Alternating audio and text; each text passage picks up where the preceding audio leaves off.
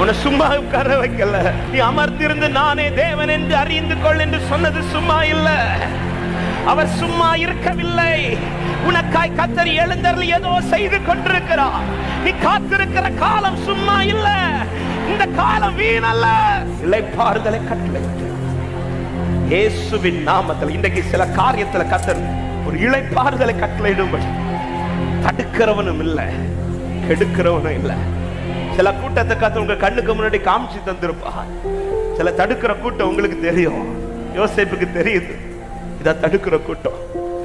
ஆமே, ரூத்துக்கு போவாஸ் சொல்லி கொடுக்கிறார், இது கெடுக்கிற ஒரு கூட்டம் இருக்குது. ஆமா, இந்த ரெண்டு கூட்டத்தையும் யோசேப்பு அந்த கூட்டத்தை டீல் பண்ணல, ரூத்தும் இந்த கூட்டத்தை டீல் பண்ணல.